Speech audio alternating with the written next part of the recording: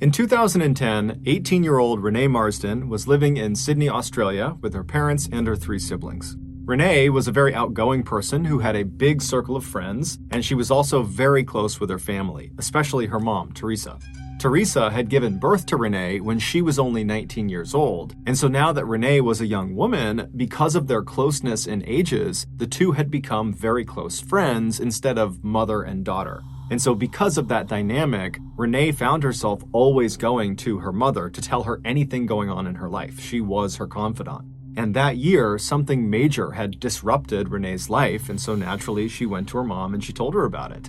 It would turn out Renee's boyfriend of nearly 2 years, who she was madly in love with, well, she had discovered he was cheating on her and didn't actually even care about her. He had sent these text messages that basically said as much. And so she confronted her boyfriend with these text messages, and he denied ever sending them. He said, "Look, I've never cheated on you. I don't know where those came from. I promise I've been faithful to you this entire time." But Renee just wasn't buying it, and so she had felt forced to break up with him.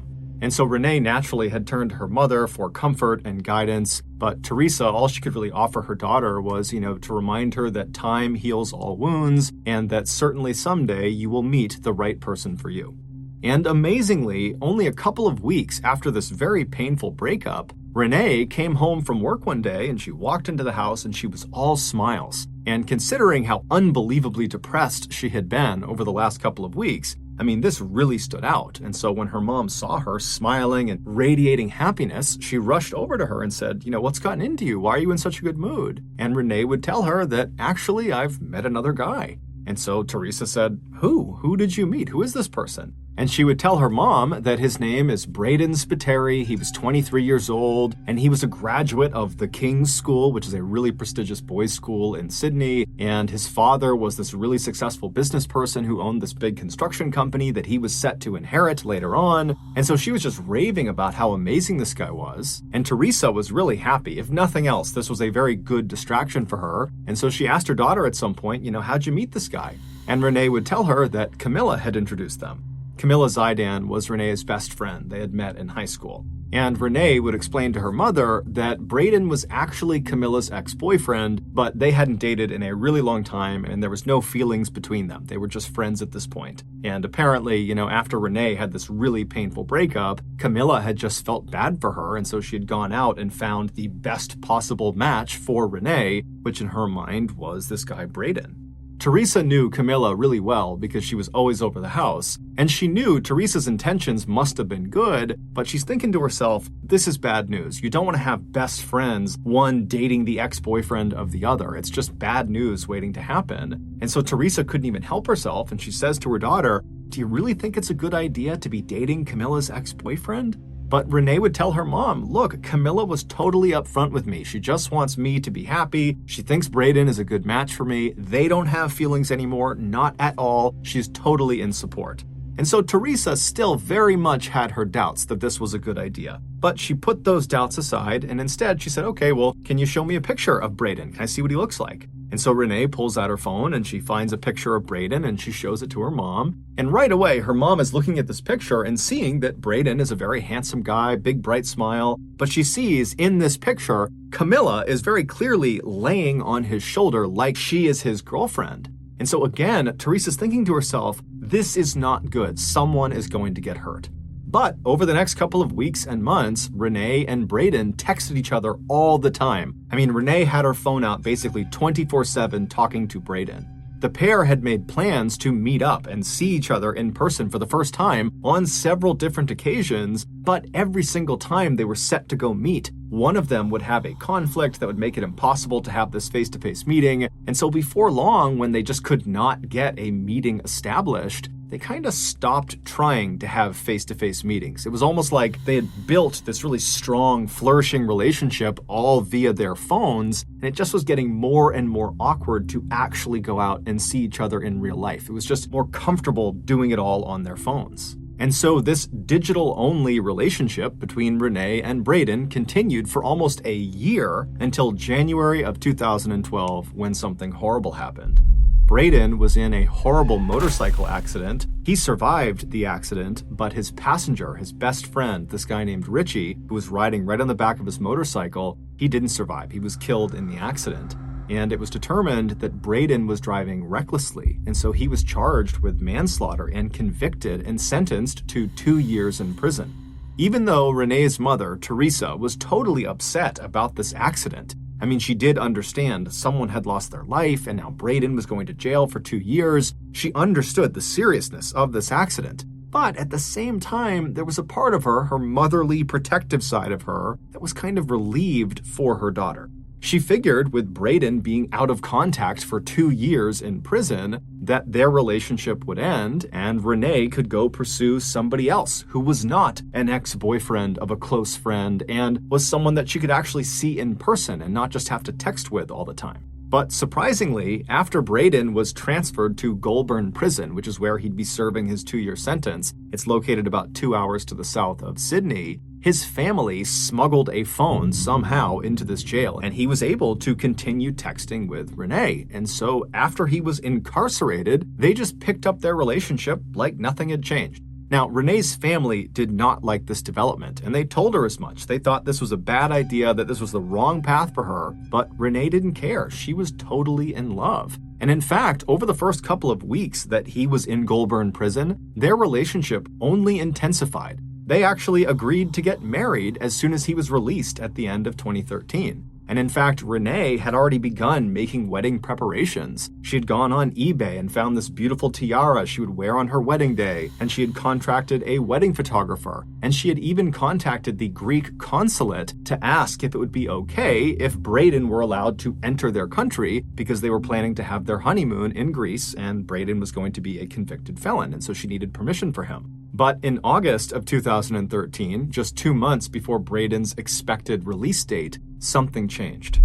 Renee's mother, Teresa, got a text message from Braden, something she had never gotten before, and it said, "You need to check on your daughter. She's talking about killing herself." And so Teresa is totally taken aback by this message, and she goes right into Renee's bedroom where she is sitting on her bed, and her mother sits down next to her and says, "Honey, are you okay? What's going on?" And Renee would look up at her mom and say, "Yeah, I'm fine. What's going on with you?" And then Teresa would hold out the phone and show her the text message from Braden. And as soon as Renee saw it, she kind of sighed and looked at her mom and said, "I'm not going to hurt myself. We just broke up. Our relationship is over." Teresa knew this was going to be an extremely hard stretch of time for her daughter with another painful breakup here, but at the same time, Teresa thought to herself, this is probably for the best. That relationship just had bad news written all over it from the start, and so now she can begin to heal and move forward with her life. And so Teresa and Renee would sit in the room for a while just chatting on the bed, and then eventually Renee would tell her mom that her plans that night were to go out with her friends and cut loose and kind of just forget about this whole thing. And so Teresa sat in her bedroom on her bed as her daughter stood in front of the mirror and got ready. And then once Renee was ready, she and her mom hugged and kissed, and then Renee told her mom she'd be back soon, and then she left the house. A few hours later, Teresa received a text message from her daughter, and it started with, "Mom, I love you so much, and I'm sorry for the pain I'm about to cause you. You can still talk to me though, just call out my name and I'll be there."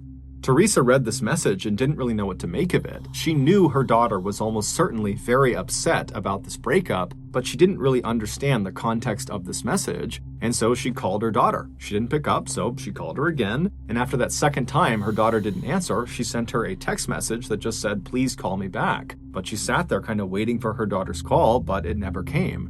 And so Teresa, starting to feel a little bit worried about her daughter, she called Camilla and she asked her, "Hey, have you talked to Renee tonight? Because I can't get in touch with her." And Camilla would tell Teresa that actually, yeah, I just got a very strange text message from her that just said, "I love you, I'm sorry." And so at this point, the two women understood that there could be something very wrong with Renee, and so they met up and drove all around Sydney, going to all the places that Renee was known to go to. But after several hours of looking and not hearing back from Renee, they really didn't know what to do. And so the two women drove back to Teresa's house, so Renee's house, and they went inside and they sat down. And at that point, Teresa's husband and the rest of Renee's siblings, they were all there, and everyone's just kind of sitting around wondering what to do next, when around 9:30 at night, they heard a knock on the door. And it was the police coming to inform them that they had found Renee's car parked in an area that it shouldn't have been, but Renee wasn't there. And so they were coming to ask if they knew where she was and why her car might be out there. And so at this point, the family is totally terrified. They tell the police about these strange text messages, and then before long, the parents just rush outside, they hop in their cars, and they drive out to where their daughter's car is. And where Renee's car was parked was in an area called the Gap. It basically was this sheer cliff overlooking the ocean. The parents got out and they searched their daughter's car, but there was no sign of where she had gone based on the car. And so they began running up and down the cliffs. There was a sidewalk that kind of ran parallel to the edge of the cliff. And they're running up and down, hoping they're going to find their daughter, but there's no sign of her. And then at some point, Teresa climbed up to one of the highest points of the cliff. And when she got up there, she found her daughter's black flat shoes. And they were placed neatly together on the ground right in front of the fence that was there to prevent people from getting too close to the edge of the cliff. But despite an extensive search that night, they couldn't find any sign of Renee. She was nowhere to be found. However, the police would discover the following day that there was actually a camera that was looking at that section of the cliffs. And so they reviewed this footage and they found Renee. They saw what happened to her.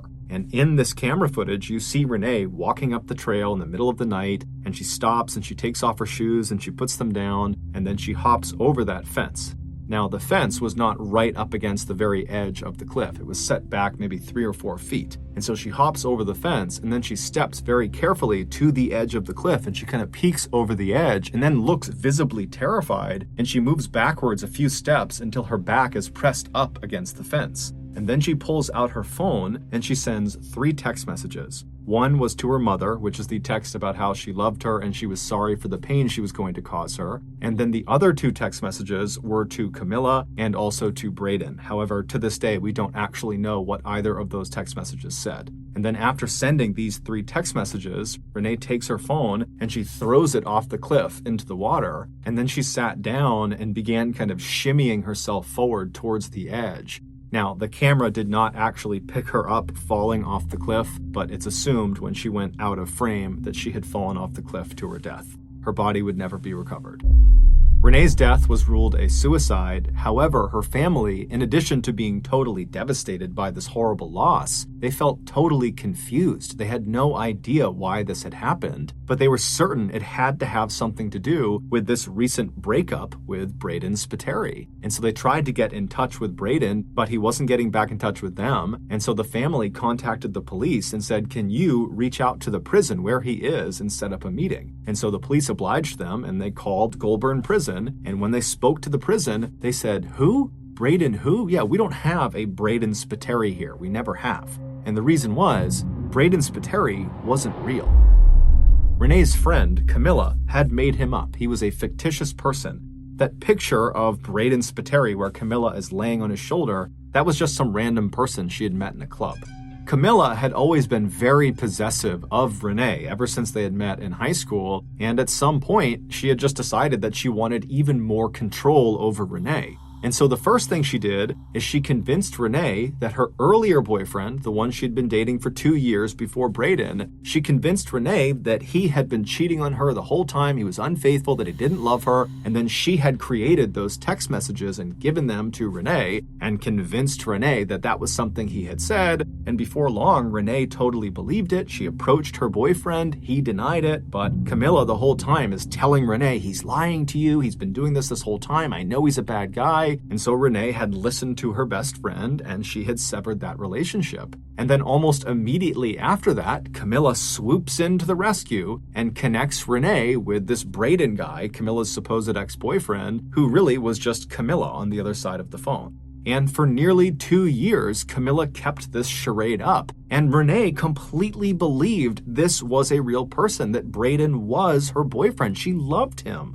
And eventually, in June of 2013, so 2 months before Renee died, she confided in Braden, aka Camilla, that her friend Camilla was toxic and mean and controlling, and she didn't want to be her friend anymore. And so Camilla, she's reading this and she's furious. And so she decides the only way to get revenge on Renee and regain control of her is to have Braden break up with her. And so 2 months later, on August 5th, 2013, so on the day that Renee died, she was out to lunch at around 1 p.m. with a coworker when she gets a text message from Braden that just kind of comes out of the blue, and it says, "I need a break from you."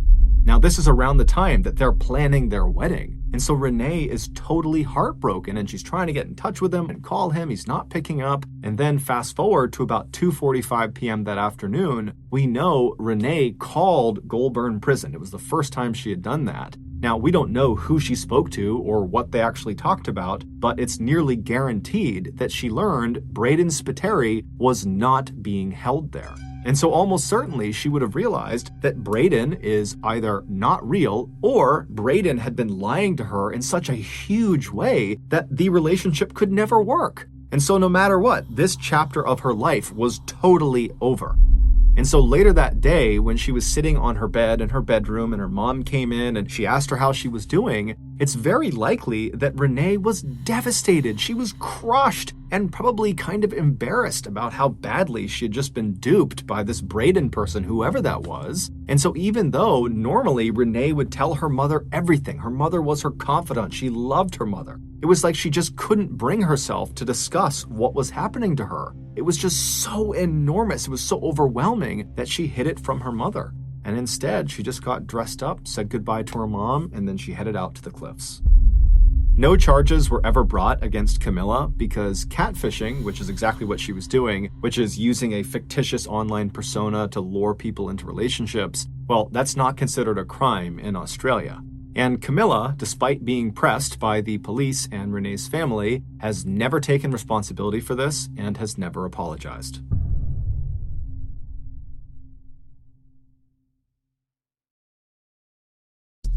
The next and final story of today's episode is called The Man in Cobb Park.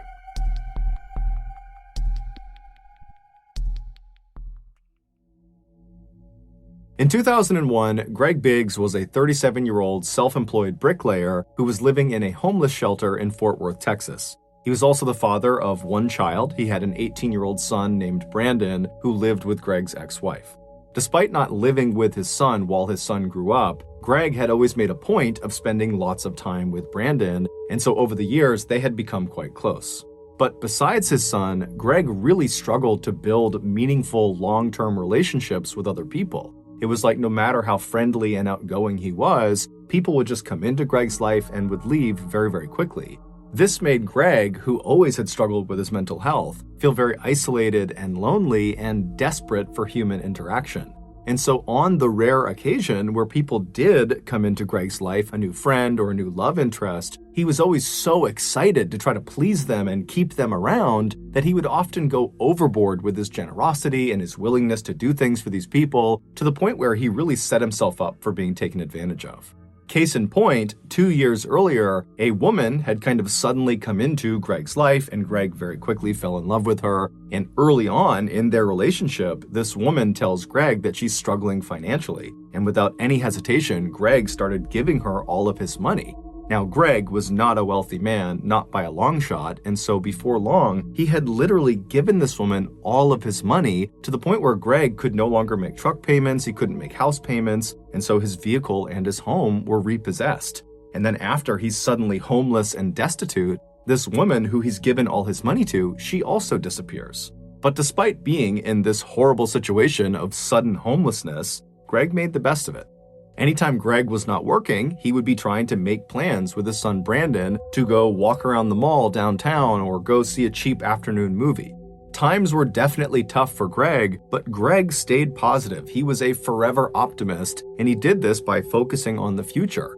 He was certain if he could just land a few more good-paying gigs, he could make that extra cash and finally buy a home again and buy a vehicle again and finally kind of get his life back together. But unfortunately, he would never get that chance. On the morning of October 27, 2001, two men called the Fort Worth Police Department to report having seen something suspicious on a park bench inside of Cobb Park. Cobb Park is this big public park with playgrounds and walking trails and fields, and at the time, Cobb Park was not considered a very safe place to be, especially after hours. There was lots of shady people in the park.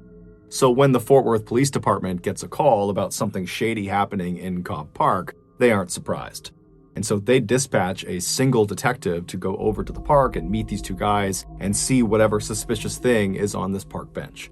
And so this detective, he goes over to the gates of Cobb Park, he meets these two guys, and they kind of explain what they saw. They give him directions to this bench, and then he thanks them. He hops back in his cruiser, he drives through the gates, and he starts driving down the trail, and then he pulls off and parks his cruiser, knowing that the bench in question is right around the corner, maybe 200 or 300 feet away. And so he parks his cruiser, he gets out, and he starts walking on this cement path. And as he's walking, he can't see the bench yet, but as he's walking, he sees there are deep tire tracks in the grass and mud off to the right side of the walking path.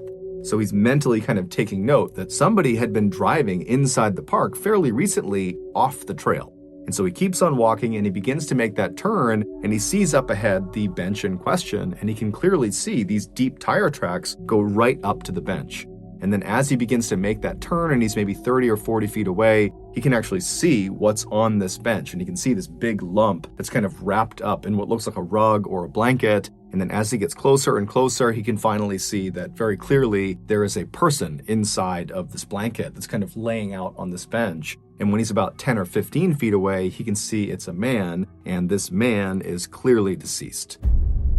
So this detective, he walks right over to the bench and he's looking down at this body, and he can see the right arm on this guy is very badly broken, and his right leg is also very badly broken. And then his left leg is not only broken, but it's been partially amputated. In fact, the left leg is barely hanging on. And so this detective, he's looking at this guy thinking, okay, this person must have gotten wrapped up in these shady criminal dealings that are known to take place in Cobb Park, and somebody beat him to death, or they beat him and then shot him to death. But as he's looking at the body, despite these extensive injuries, the bruising on his body was not consistent with someone who had been beaten to death. And in terms of potentially being shot to death, he began looking at the body, and from where he was standing, he could not see an entrance or an exit wound of a bullet. And so stumped, the detective steps back and is just kind of pondering what he's looking at when he realizes there's very little blood anywhere near the bench or on the body, and considering the left leg has been nearly amputated, you would think there would be lots and lots of blood, but there wasn't. And so that indicated to the detective that his injuries had to have been sustained elsewhere. And so this detective, he calls in backup, and more detectives show up, and they're all kind of looking at the scene, and the working theory became, okay, this guy got killed outside of the park. We don't know how he got killed. It looks like some sort of blunt force trauma, but somehow he gets killed outside of the park, and then his killers, they drive him into Cobb Park, which is why you have those deep tire tracks on the right side of the path, and they dump him on this bench. Later that day, the medical examiner would come out and positively identify the body as belonging to Greg Biggs. The same day that Greg was found, the police went out and began their investigation, and they started by interviewing people that had been in Cobb Park either that day or in recent days, and they also interviewed known criminals that they knew went into Cobb Park, and they reviewed CCTV footage both in the park and outside of the park. But no one knew anything about what happened to Greg, and the footage didn't show them anything interesting. And so very quickly, Greg's case began to languish, and no one knew what to make of it. Then, in February of 2002, so roughly 4 months after Greg was found, the Fort Worth Police Department received a phone call. It was from this young woman named Miranda Daniel, and she said, "I know what happened to the man in Cobb Park." And the story she would tell them at first was so hard to believe that the Fort Worth Police Department weren't sure if this was a prank or not. But when they followed up on her lead and they went to a very specific address that she had mentioned, they realized she was telling the truth. This is the unbelievable true story of what happened to Greg Biggs. On the evening of October 25th, 2001, so 36 hours before Greg was found in Cobb Park, 25-year-old nurse's assistant Shantae Mallard arrived at her friend's apartment in Fort Worth, Texas. Her friend was named Tittalisi Rice. She went by T-Fry. Shantae was from a very loving and stable household in Fort Worth, Texas. Her parents had raised her to be kind to other people and to always work hard and to stay out of trouble, and by and large, Shantae acted accordingly. But in her late teens and early 20s, Shantae began to secretly rebel against her parents. On the surface, when she was around her parents and her family, she was the goody two-shoes that always followed the rules. But when she was away from her family, specifically when she was with T-Fry, she would let her wild, rebellious side out. The two friends had met in 1999 at a nursing home where they both worked as nursing assistants. T-Fry had just gotten out of this very toxic marriage, and so when she met Shantae, she was actively looking for someone to go out and party with and go be free and meet other new people. And Shantae, when she's meeting T-Fry, she didn't necessarily know she wanted to do those things, but being around T-Fry, it was like this whole other side of life was opened up to her, and suddenly all she wanted was to go cut loose with T-Fry. And so very quickly, these two women really connected over their mutual desire to go have fun at any cost. And before long, they were not only drinking and doing drugs and partying on the weekends, but they were also getting high before work, which meant they were treating patients high. So with that in mind, fast forward back to October 25th, and Shantae has just arrived at T-Fry's apartment. And so Shantae, she goes up to T-Fry's apartment, and the two start drinking some alcohol, and they start smoking some weed, and they split an ecstasy pill.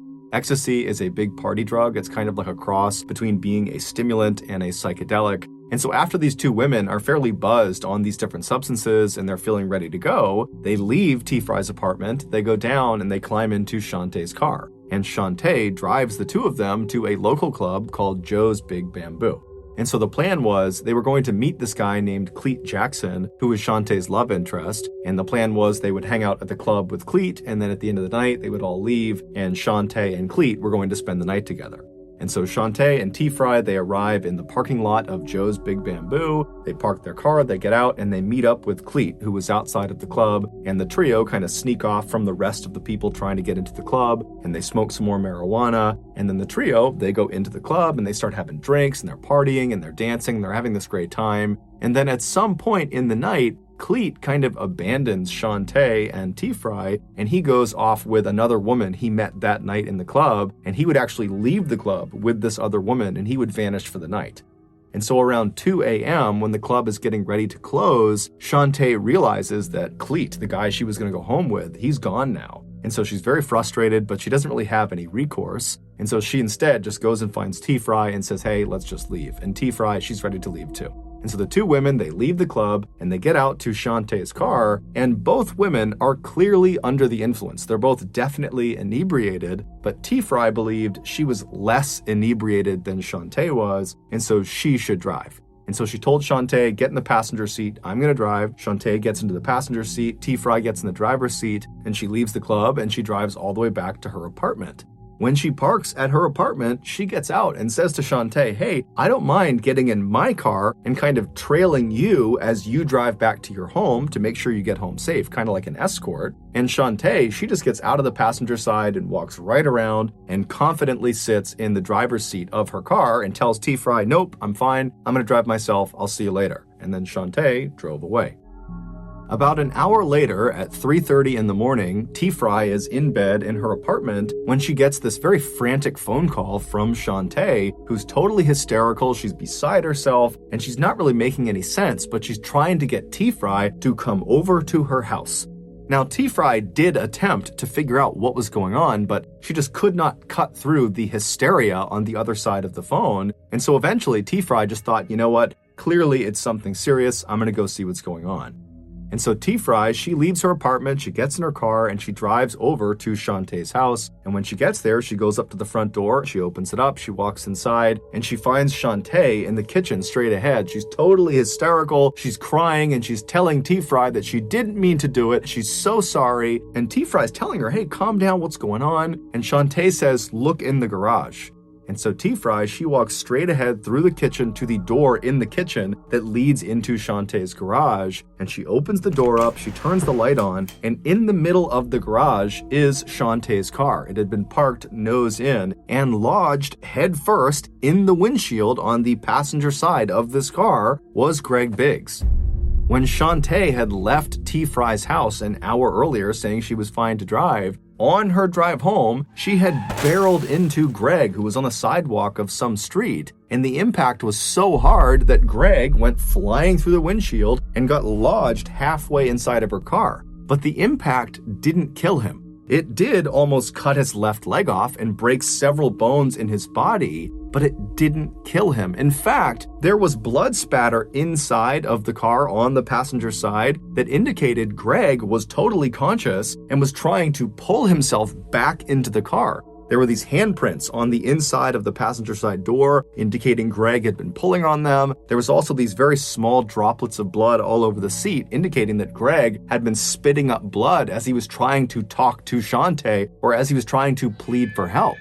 But Shantae, instead of stopping her car and getting this guy help, she just kept on driving home with Greg lodged in her front windshield.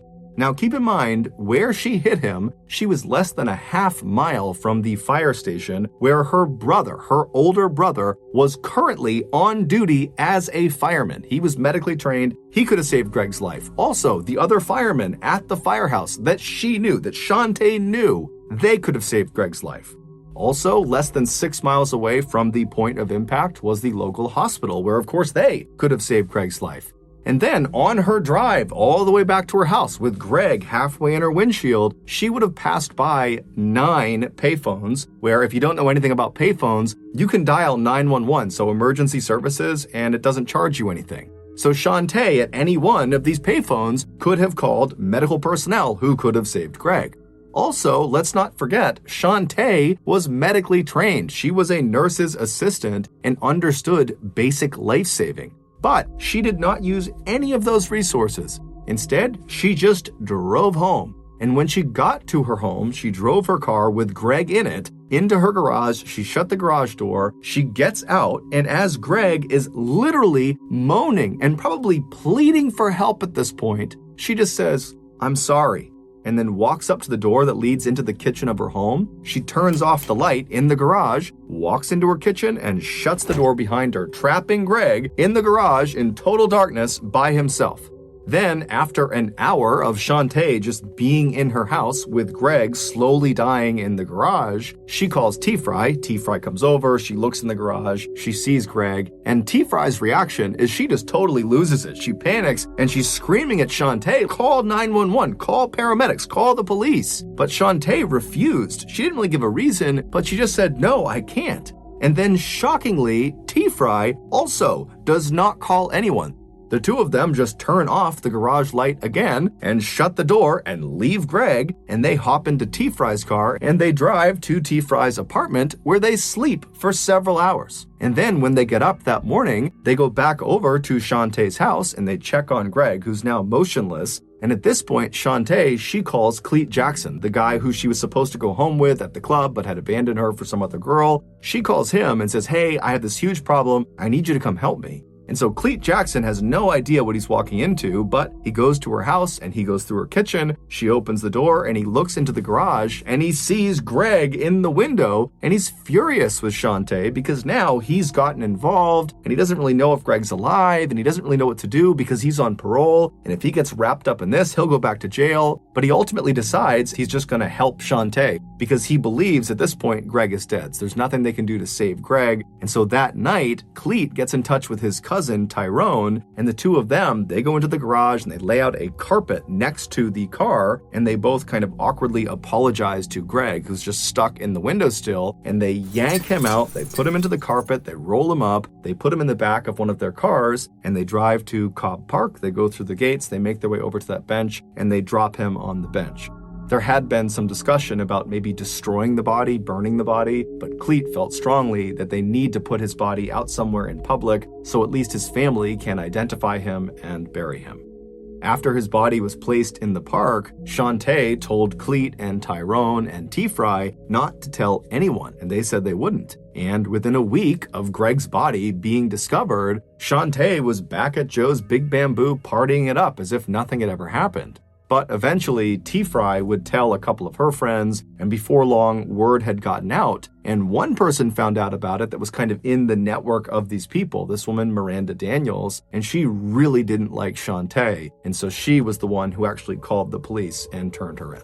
And when the Fort Worth police followed up on Miranda's tip and they went to Shantae's house, they went into her garage and there was her car with the windshield still obviously busted in from something being smashed through it. And there's blood all over the inside of the car. And there was some obvious attempts at trying to destroy evidence inside of the car. The seats had been taken out, some things had been burned, but none of the attempts Shantae had made had actually destroyed any of the evidence. During the trial, the medical examiner who had done the autopsy on Greg Biggs said his injuries would not have killed him right away. Now, he didn't know for sure how long he would have been alive, but he believed it could be as long as several hours or maybe even up to a whole day. And during that time, Greg was just trapped inside of this pitch black garage. No one's coming to help him, despite people coming in over and over again that he's pleading with to help him. And he would have been in excruciating pain. He's got several significant broken bones, his leg has been nearly amputated, he's got cuts all over his body, and he would have been trying to pull himself out of the windshield, and every movement he was making would have been sending the jagged pieces of metal and glass into his body. I mean, this is a drawn-out, horrible death. And during the trial, every single medical professional and every single law enforcement official said, had Shantae brought Greg to get medical attention at any point in the first couple of hours, just basic medical care, he would have lived. And so his death is entirely because of Shantae's absolute indifference.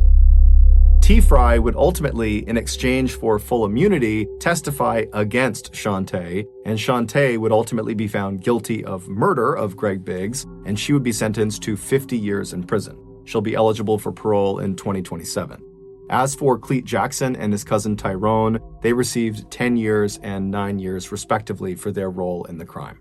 During the victim impact statement portion of the trial, Brandon Biggs, Greg's son, he took the stand and he very eloquently told Shantae that he forgave her, and it seemed very genuine and it moved Shantae to tears. And then Brandon looked out at the audience where Shantae's family was and he said, you know, not only do I feel horrible for my family, but I feel bad for your family, Shantae, as well, because this crime has destroyed all of us.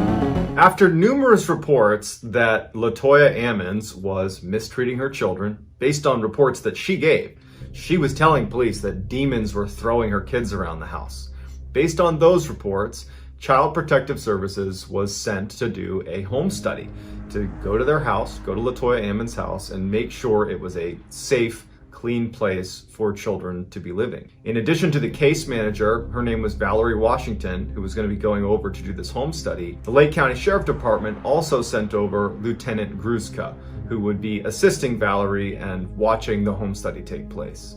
When Gruszka arrives at the house, he is met with Valerie Washington, also LaToya Ammons, the mother, and her two sons, Andrew, who's 9, and Amante, who's 7, as well as LaToya's mother, so the boy's grandmother. Her name was Rosa. Washington, the case manager, pulls Gruszka aside out of earshot of LaToya and her family, and she starts telling Gruszka about what happened at the hospital 8 days earlier, because she, the case manager, had already begun investigating LaToya Ammons and that whole situation with her kids. 8 days earlier, Washington was at the hospital sitting in a waiting room.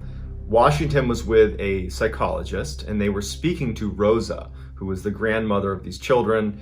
In the room was also Andrew, the oldest son, and Amante, the youngest son. And as they're chatting, Amante, the youngest son, stands up and walks to the middle of the waiting room. And his eyes roll back into his skull, and he begins emitting this growling sound that sounded too deep for a boy of 7 years old. The grandmother reacted to it like she had seen it before. She got right up, she marched over to him, and she took him by the hands, and she yelled, "You are not you." She kept saying that, and the boy's eyes are still back in his head, and he's not responding to anything his grandmother's saying. As Rosa is repeating over and over again, "You are not you," Amante begins backpedaling towards a wall behind him. And Rosa holds his hands the whole time. She's holding his hands firmly. He gets to the wall, And instead of stopping, he puts his foot up against the wall. This is a 7-year-old boy, and begins walking up the wall by pressing against Rosa. And she's holding on tight, and he's pressing back at her and using that weight to walk backwards up the wall. The psychologist in Washington are just watching in disbelief. Rosa's holding on to him as he walks all the way up to where he's on his tippy toes on the wall. And then he flips forward in front of her and lands on his feet on the other side of Rosa. The psychologist and Washington literally run out of the room, and they go get a doctor and they explain what happened. The doctor comes in, not having any clue what to make of this, and just says to the boy, "Can you do that again?" And Amante at this point, his eyes are back to normal and he's sitting now next to Rosa, and he says, "What? I didn't do anything," and acted like he had not been walking up the walls. Now, it's not in the report how Lieutenant Gruszka responds to Washington's story about the hospital. However, the entire police report that I'm pulling all this information from is written by Lieutenant Gruszka at the end of the investigation.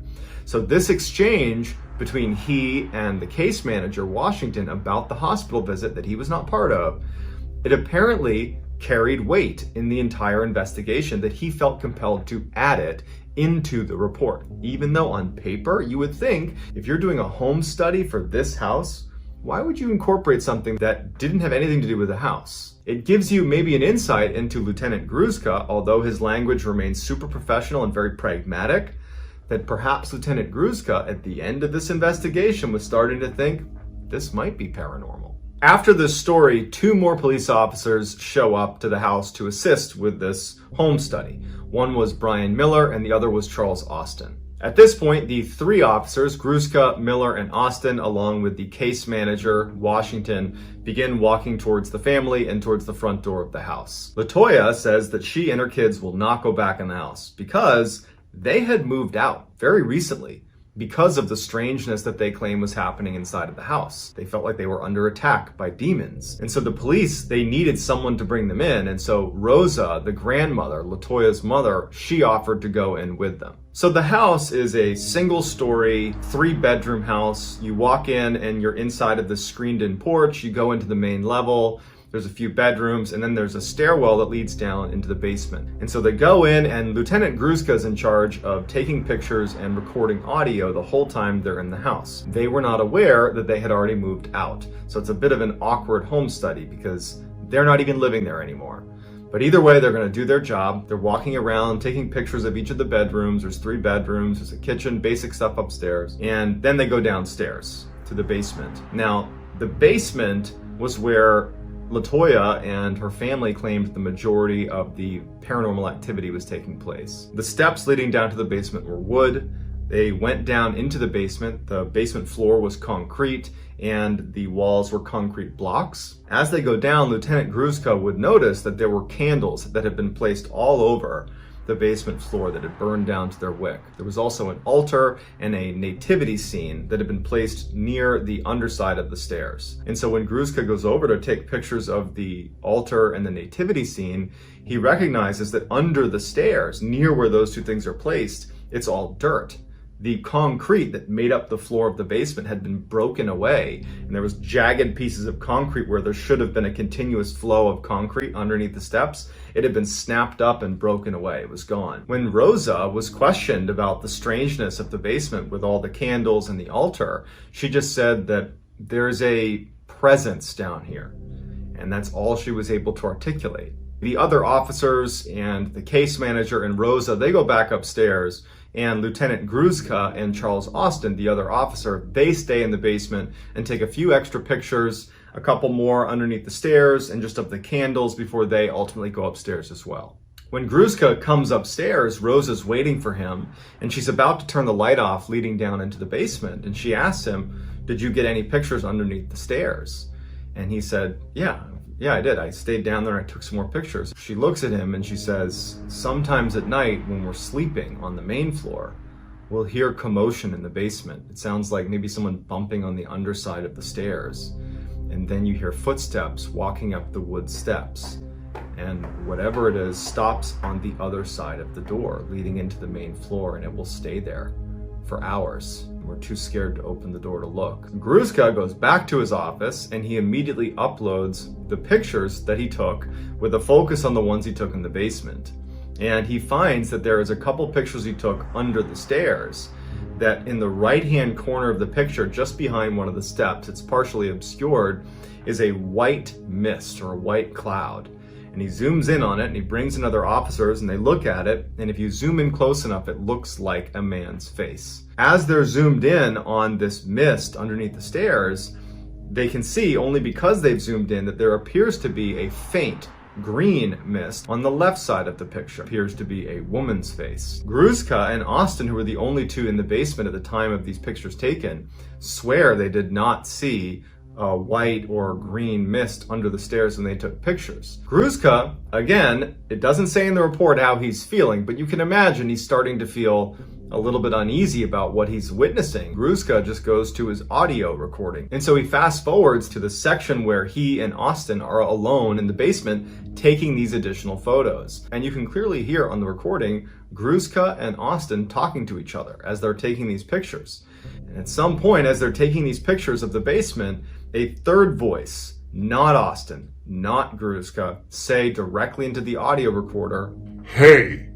The audio recorder was one that Gruszka was used to using, and it had never malfunctioned before. And he and Austin were the only ones down there. And so they couldn't explain where the third voice was coming from, and neither could any of the other officers who listened to it. On April 30th, Gruszka set up a meeting with Latoya Ammon's priest, who she was very close with. They were regular churchgoers. This priest, his name was Father Maginot, he had been at the Ammon's residence 5 days before this home visit was done, when Latoya Ammons and her family was still living in that residence. And so Gruszka went to interview him to get a sense of what it was like when they were still living there. Father Maginot said he was there because Latoya had reached out and said, "I don't know what to do," because she's claiming there are demons here. And while they're sitting in the living room on the main floor, Father Maginot is telling Gruszka that the bathroom light started flickering on and off. And so it was distracting enough that ultimately Father Maginot got up and walked over to the bathroom, and as soon as he went inside, the flickering stopped. And then he'd go back down and sit down, and it would start again. Repeatedly, Father Maginot would get up when it was flickering, he would go in and it would stop, he'd come back and it would start flickering again. So while this is happening and Father Maginot is going back and forth to the bathroom trying to figure out why the light is flickering, Latoya points out that a liquid is forming on one of the window blinds in the room that they were all sitting in. There was this oily liquid substance that was just kind of trickling down the window blinds. And Father Maginot walks over and looks at it. They're all looking at it, and there's no leak in the ceiling. There's no source for this liquid, and it hadn't been there before. At least that's what Latoya Ammons and her family is saying, that that's not from us. We don't know what that is. As they're looking at this oily substance on the blinds, the cord that controls the blind itself starts swaying back and forth. And everyone's startled as they're looking at it because there's no draft in the room. The window's not open. There's no reason it should be swaying. While they're looking at this cord, Father Maginot looks down and sees this huge footprint in the carpet near where they're standing that was too big to be his, and nobody else in the house had a footprint that was that big. At this point, Father Maginot doesn't think it's safe for the family to be there and advises her to leave. And this would actually be the episode that prompts Latoya Ammons and her family to leave the house and not come back. On May 10th, Lieutenant Gruszka, a new Child Protective Services case manager, and a host of police officers go back to the Ammons residence. The Ammons residence has been unoccupied with all utilities shut off, locked and sealed since the last time they were there, which was on April 27th. So it's a 2-week period that no one has been in the house. But there was a customary follow-up to this house. They had to as part of the home study. When Lieutenant Gruszka arrives at the property, outside is Father Maginot, as well as Latoya Ammons, her mother, Rosa,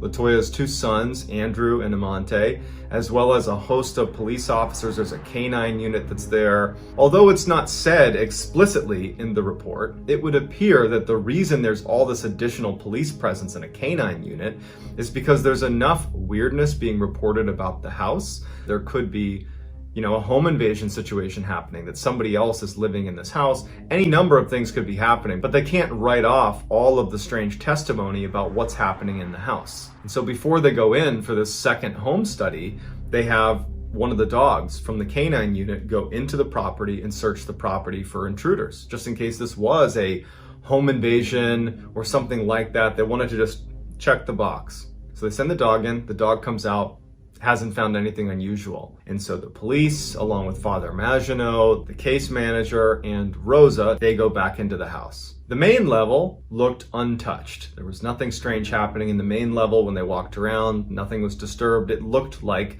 no one had been here in 2 weeks. So they open the door to the basement, they turn on the light, and a couple weird things happen right away.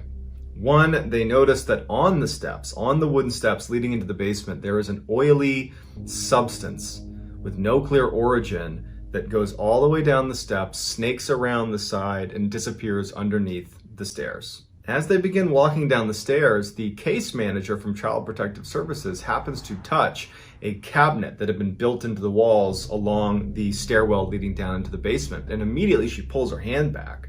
She grabs her pinky and she reacts like something had hurt her. And they ask, hey, what's going on?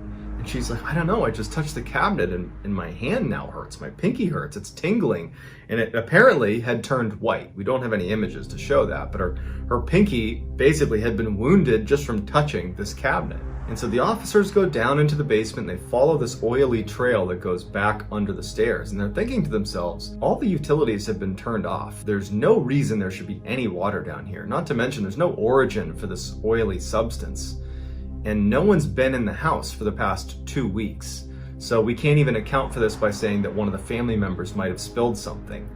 And so even though it's not written into the report that they were scared or that they were considering this could be beyond rational explanation, it's clear from what happens next that everybody there was ready to explore the idea that something was happening underneath the steps, because now the family's claimed there's been something crawling out of there and walking up the stairs at night. You have this strange oily substance coming from the underside of the stairs. You have the white and the green apparition inside of the pictures. Father Maginot suggested that if there was some sort of demonic possession happening in the house, that there's a good chance they would find things underneath the steps that were tied to the family. And so they decide they're gonna dig up the dirt underneath the steps. And so Gruszka begins digging into this dirt patch under the steps. And he makes it about 2 feet down. And he finds a press-on pink fingernail. He also finds women's underwear. And as he keeps digging, he finds a political pin, like for your t-shirt. He also finds the lid to one of the cooking pots from upstairs. He continues to dig and he finds some trash and miscellaneous papers, and it dawns on the group that someone or something is leaving the basement, going into the main section of the house, taking things from the family, going back downstairs, going underneath the steps, and burying them, and probably has been for some time. And so at some point they stopped being able to dig any farther. The soil was too hard, so they put the soil back and decide to leave the house. As they're leaving the house, Rosa is the last one to leave, and she actually says, hey, come over here. And she's standing in that screened-in porch, and she's looking up at the window blinds. On the window blinds in the house is that same, or it appeared to be the same, oily substance trickling down the blinds that matched the description of what Father Maginot had said he had seen when he was visiting the family before and saw liquid coming down the blinds. And so the officers reacted to this by saying, Rosa, did you do this? Are you responsible for putting this liquid on the blinds?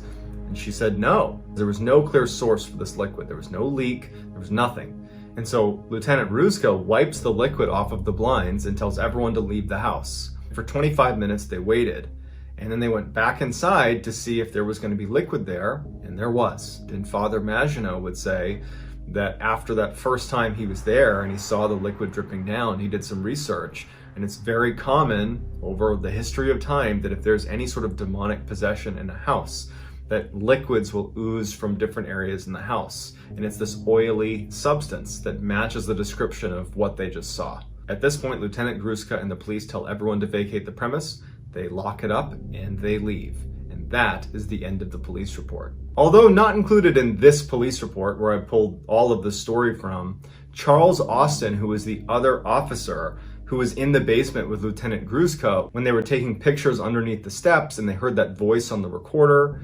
Well, Charles Austin actually worked for another police department, the Hammond Police Department, and he took some pictures of the outside of this house during the time that no one was staying at the house. And one of the official police pictures shows a shadowy figure standing in the screened-in porch of this house right near where that liquid was dripping down the blinds. In 2014, Zach Bagans, who's a popular paranormal investigator, he hosts the show Ghost Adventures, he purchased the Demon House and filmed a documentary that he called The Demon House, and you can check that out for yourself, and he demolished the house in 2016.